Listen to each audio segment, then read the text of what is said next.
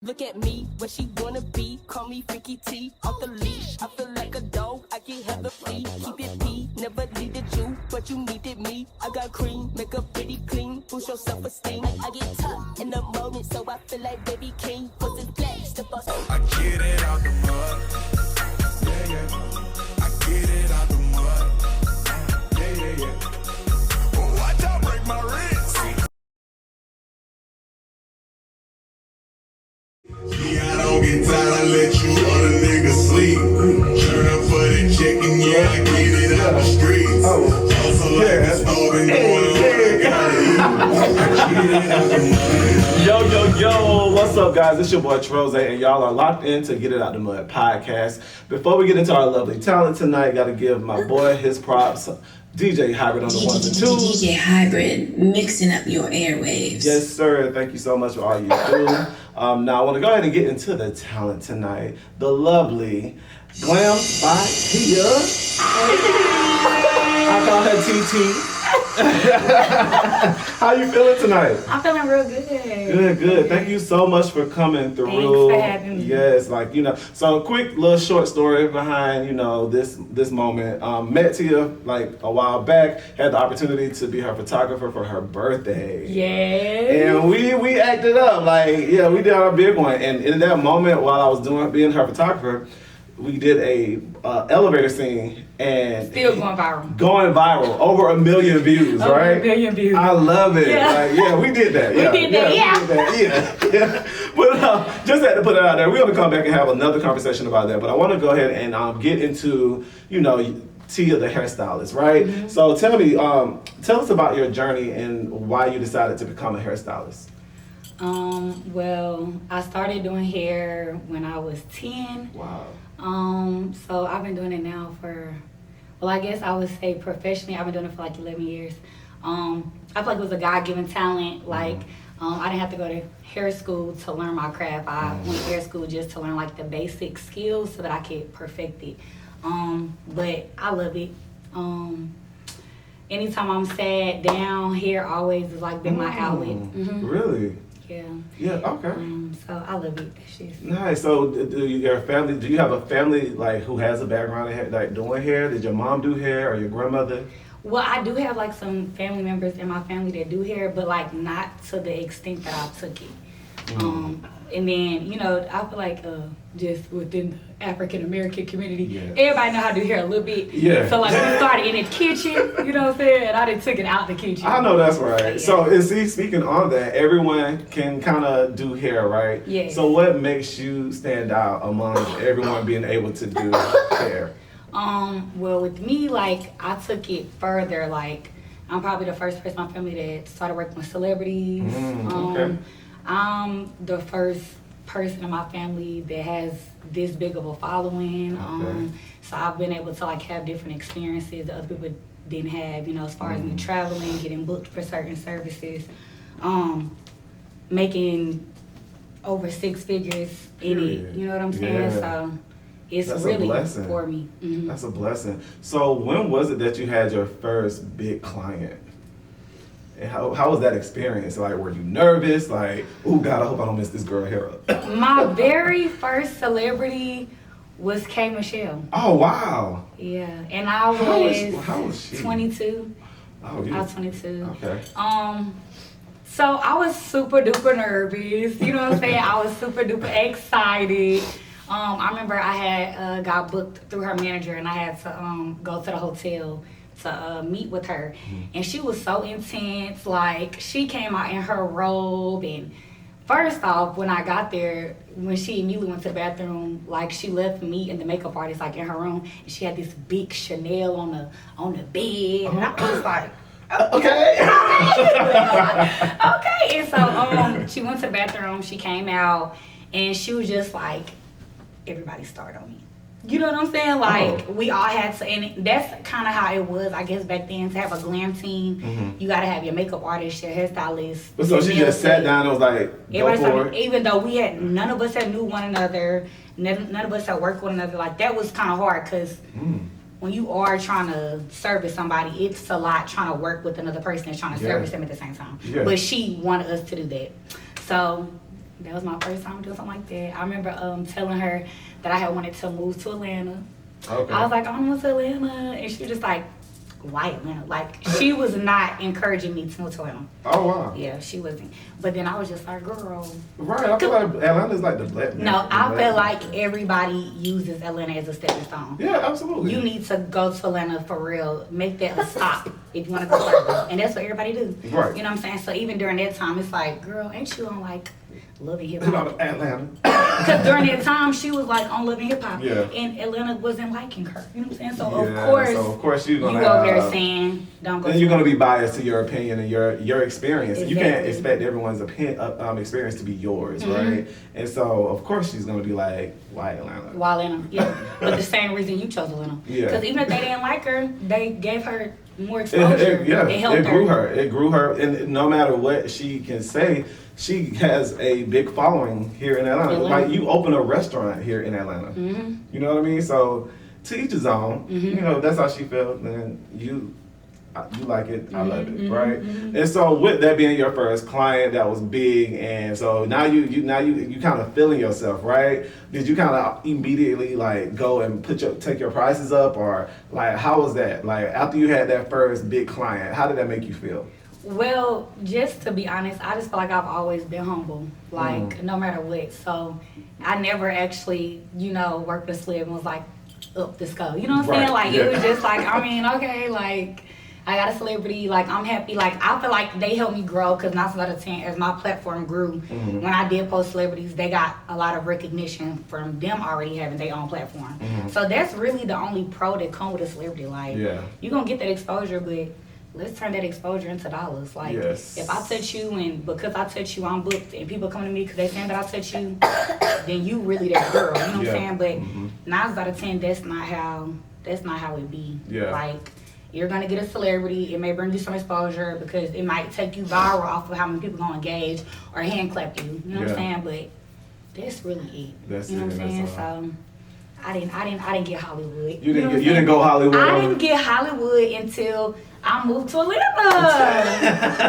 Atlanta will hype your head up though, yeah. But it was also because like I was like on the outside looking in, coming from a small town. Like when I was looking into like moving to Atlanta, all I'm thinking is like them girls getting off like they paying $500-600 for a wig. I'm charging $200. You know what I'm saying? Because that's what the price was in Nashville. You know what I'm saying? So when I got down here, I didn't like immediately bust people's head. Like people down here that know me, or as I've been building, people always just feel like, to your prices, they so reasonable, and they are because like I do a really good job, but I don't just bust your head.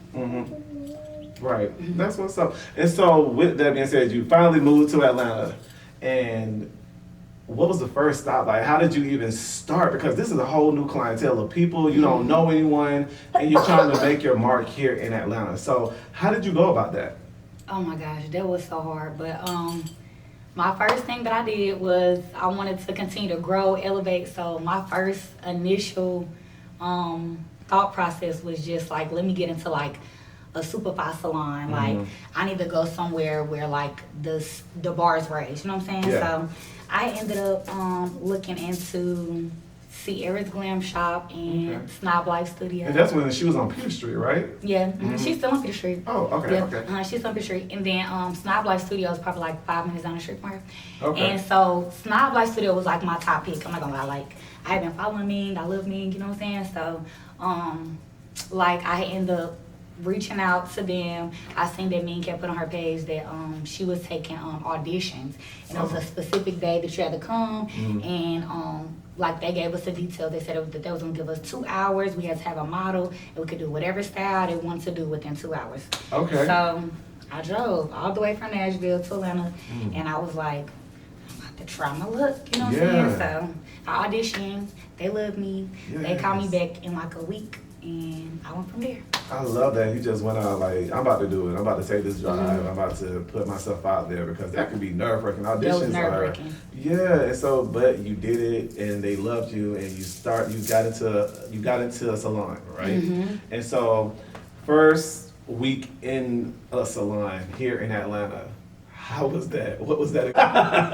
It was a drought. Like I'm just like, oh my gosh, like it's not as easy as I thought. You know, like I feel like that's a reality smacked me. You know what I'm saying? Like, because when I moved from Nashville, I had 29,000 followers. And at one point, I was going viral on my platform a whole lot. So, like, before COVID, I was considering doing, like, my first hair tour. So, like, I was already trying to just expand my business and, you know, see if I had pull in different states. Yeah. So, I feel like, okay, like, I got a big enough of following where if I do just say I'm here, the girls that gonna come. The girl is gonna pull up. That's not how that works. That's not how that works. You know what I'm saying? So wishful thinking though. Wishful thinking. That's not how it works. That's not how it works. I wish it did. Right. It don't work like it. But the salon was promoting me. I got to do Ming. So nice. Okay. And so like she put me on her platform and everybody went crazy, like, oh my gosh, you know what I'm saying? Like I think and then a lot of people too, like from back home and even my followers, like my supporters, people are always like watching. So I'm not gonna lie, like my followers have helped me a lot. Like, and I'm saying it to say like they may follow. Okay, thank you, followers. But they may like tag me in a post that they may see. Like they may be following a celebrity. A celebrity could be like, hey, I need a hairstylist, and then they'll tag like Get Glammed by T. I'm not following them. I don't know who they are, you know. But I just reach out to them, and so that's how I end up getting Anne Marie. Wow. And I got her like within like my first month. So like after me, somebody had tagged me, one of my followers had tagged me in her post. She needed her hair done for her music video. Okay. And I reached out to her and I was like, hey, like I'm available if you're open, and she came. Yeah. Nice. Do you recall the music video it was for? What song it was for? Road Trip. Oh, okay, nice. That's what's up. That's so dope. And okay, so I wanted to like right in that part where we was talking about the followers, right? So with that video that went viral recently, you got a lot. It was a lot of like mixed reviews, right? Controversy. Yeah. Yeah. It was a lot going on. They was down there in them comments hating, okay? They just let me know, I don't give a fuck. Let them know. Say that shit again. I don't give a fuck. Period. Like, that's why people are gonna comment. Yeah. And we're here. Okay. People gonna say shit regardless. You know what I mean? And I love the fact that you didn't let it get under your skin. And we was laughing at the shit for real. I done went viral a couple of times too, so like I'm used to that. Like when you go viral, bro, like them people be trolling, you know. Yeah. And I'm not gonna lie, if y'all go down in them comments, y'all gonna see me eating some people up. You know what I'm saying? So I was unbothered, but if you said something to ruffle a feather, I was gonna come down from my throne. You know what I'm saying? So. And tap her real quick. Hey, calm down. And I did. And y'all engaged because I think they shadow being me because of it. But you know what I'm saying? Y'all get back to engaging. We're both of y'all. Please engage. Yeah, please engage. Yeah. I think they shadow banned me for real. Like, are you serious? Yes. Like it just seemed like after that my views started to drop. I'm not gonna lie, but it would probably be because people was probably reporting me because I was eating them up. Yeah. I was eating them up, like. And I remember, I remember like, and it was just like, you know, like I'm like quick on my feet. So like I remember like one comment in specific, like somebody was like, where the rest of y'all clothes at, right? Right. And then I was like, at your house getting washed. And so like everybody was liking it, and you know what I'm saying? They was done in the comments like, Tia, you're funny. But it was just like, quit playing. You know what I'm saying? With me. Don't do that. Play with your mama, don't play with me. And so with that, like with these celebrities, these individuals, and you building these connections, right? How do you maintain connections with your clients? My personality, I'm very like a welcoming person. Yeah. And like my clients, they feel like they get an overall experience with me. And they do, you know what I'm saying? Because like I'm bubbly. You're gonna hype them up too. Yeah. I'm the biggest hype man. Yeah. And like the girls, they be coming to me, they be laying out they whole life, and I be listening ear. You know what I'm saying? So why is that though? Like as a hairstylist and you know clients, people don't even really know you. The first time they sit in your chair, telling you everything, right? So why do you think that is? As far as like just someone just finding comfort and telling a complete stranger that's doing their hair, because clearly they feeling confident enough or comfortable enough to let you play in their head. So I guess they feel comfortable enough to let you know their business too. I feel like people be more comfortable talking to people that they don't know because they feel free of judgment. You know, like you're not gonna be biased, and you know what I'm saying, you're not gonna critique me. You know what I'm saying, you may give me like your honest feedback. Yeah. So that's one. And then two, when you are providing service for individuals, like it's more intimate, like it's an intimate setting. And so like with guys, I feel like it's a different experience for them. Like usually like when you go in a barbershop, it's more of like an open setting. All the fellas are engaging. But that's also because like y'all services are quick. You know what I'm saying? Women services is lasting anywhere between an hour to 4 hours, sometimes longer than that. So if you somebody that's not like an introvert, you know what I'm saying, you're gonna eventually open up and talk about something. About something. And that just opened the door for like me to get to know you better and vice versa. Like I share with my clients too, you know what I'm saying, whatever I want them to know. Right, yeah, you gotta be careful with that sometimes. but I will engage with them. Yeah. Of course, you want to be relatable, you know, personable as well, to a certain extent, right? To a certain degree. And so with that, like as a hairstylist, what are some of the challenges that you face being a hairstylist? I would say just like your money fluctuating. I feel like it's just like any other entrepreneur job. Yeah. You have your ups and your downs. Like some months I'm booked and busy and stacking my bread, and then other months like I'm slow and I gotta like learn how to manage my money so that I don't necessarily feel my slow months. Cause right now like it's the summer, so I don't be doing braids. I might offer some braids. You know what I'm saying? If it get too slow for me, I might offer some braids because I know how to. But that's not my specialty. That's not what I do. Right. So in the summer, like I slow down, you know, but I still got bills to pay. So that's one big struggle for a hairstylist. Like a lot of people, especially ones that do what I do, like in the summer they go get jobs. You know, just so that you can have consistent pay. So how do you manage that? Do you feel like, do you go get like a part-time job, or you kind of is blessed enough to be able to manage your money well enough to be able to, you know, take care of those? Blessed enough. Okay. I can't even lie. I gotta give it to God. But I literally been doing hair for 11 years, and even before I moved to Atlanta, I stacked so much bread. When I tell you I'm ready for whatever storm, you know what I'm saying? Like, and I worked super hard way before now so that I can prepare for moments like this. Like, so I'm good. Like, I mean, I might not want to touch my money that I got. You know what I'm saying? This is my last resort. But if I have to, I got it. I got it. And it's all about managing your money and knowing and preparing, like you said, like you've been in the game for this amount of time, so you done been the ins and you know the ins and outs to it, right? And so now you're in a place to where you know how to still maintain when the months are like, you know, slow. So I love that. And so with that tour, would you ever do a tour, a hair tour? I would definitely do a hair tour. Yes. So what would that look like to you? Like, what do you already have in mind? What, you know, cities you would want to hit up? Yes. Okay. I just want to go to like the bigger cities, like the Miamis, the New York, LA, Houston. Yeah, the big ones. I think that would be a really, and that would be a really good idea. Do you think that would be a project that you might want to put together kind of soon, like in the upcoming months or years? Like, what does that look like if you were to actually do it? I feel like it's definitely still in the making. Okay. A lot of things have changed though due to COVID. Like I just feel like after COVID, stuff just did a whole shift, you know?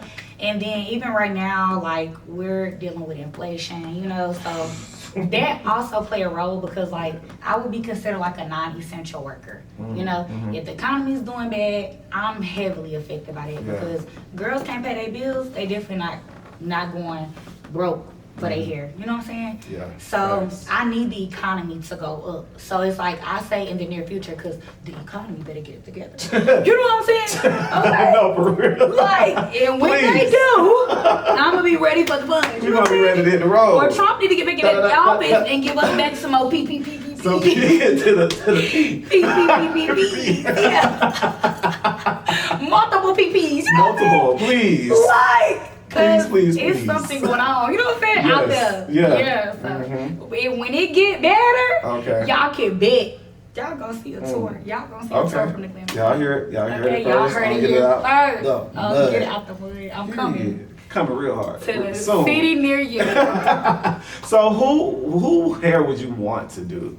Tell me about your best experience and your worst experience doing hair. Oh Lord, that's touchy, ain't it? Who was like the best celebrity? Wow, who could I give that to? Like, I don't know. Like, maybe Coco Jones. Coco, oh, I love her. Maybe Coco Jones. Just because like she was just very down to earth, humble, sweet, you know. Like when I came to her dressing room to do her hair, like she greeted me like celebrities tend to just, you know, treat you as they view you. So like they view me as a worker, you know what I'm saying? So they treat me as such. She wasn't like that. Like she was very respectful. Like she greeted me, she gave me a hug, you know, welcoming. She was welcoming. Yeah. So I would probably say her, like she was nice and easy to work with. She is serious, you know what I'm saying? She wants you to do it and get it done and da-da-da, but she was nice. Just anyone who, you know. She was nice. She was nice. Who was my worst celeb? Oh. Am I gonna say that too? Cause yeah. It doesn't have to be a celebrity. Maybe just one. You know how that be. Yeah. No, for real. That could be dangerous. That could be dangerous. Okay? Real dangerous. Yeah, don't speak on it. But we can speak on someone we don't know. Something that happened. A situation that wasn't the best situation that made you feel a type of way. That would be considered the worst situation while doing hair. So they don't even have to be a celebrity. Yeah, no, not at all. Okay, so maybe like this one client that I had, she booked me and she booked for a service that she did not get. Like, so say like she booked for a basic sew-in and my basic sew-ins are $250, but then she came to get a frontal sew-in and my frontal sew-in is like $400. Right? And so she booked for the $250. But she got the $400 service, right? Okay, so mind you, when I got done, I didn't put it on her. You know what I'm saying? It's $400. You know what I'm saying? Yeah. And she's like, oh well, I didn't know. I don't have. You know what I'm saying? And so I'm like, okay, cool. You know, like that's fine. Cause me, like I was understanding she probably way before I'm here now. Cause now like ain't no negotiating. Like you're not leaving up out this line if you don't give me my bread. Yeah. But I was telling her like, okay, it's okay. Like just give me what you have. So say for instance, like she gave me like $300, right? So I kept the $300. Like I kept it like, hey, whatever. Like I'm gonna keep $300. I'm gonna charge the $100, right? She's like, you didn't give my change, right? And she's still basing it off of the fact that the other service was cheaper. Yeah. So I'm telling her like, girl, you don't have no change. You know what I'm saying? You still owe me. Yeah, you still owe. Like, so I'm not giving you back the difference. Right. Now this was a bad experience, right? Cause mind you, when I told the girl I want to give her change back, she was just like, oh, you gonna give me my change. Like she started booking up to me and everything. And I got another client, so at this point I'm clocking them. They back to back. So mind you, while she doing this, another client is like in my chair, like I'm doing her. The girl like, you're gonna give my change. If you don't give my change, like I'm not leaving. Like we could go outside. So I'm unbothered. I'm over here. Curling a girl. Like I'm over here like, girl, okay, girl, like, well, you're not gonna get the change. Like, you know what I'm saying? I'm telling her like, you're not gonna get the change. Just keep talking. And I'm still doing the other client, and I tell her, you see I'm working on a client, but if you wanna fight, it'll be after I get done curling her. You know what I'm saying? I'm gonna get my money. I'm gonna get my money, especially after you done shorten me. I'm getting all the rest of my money. But if you wanna stay your ass right here and wait on me, I'm gonna make sure I got the energy. Weak when I say.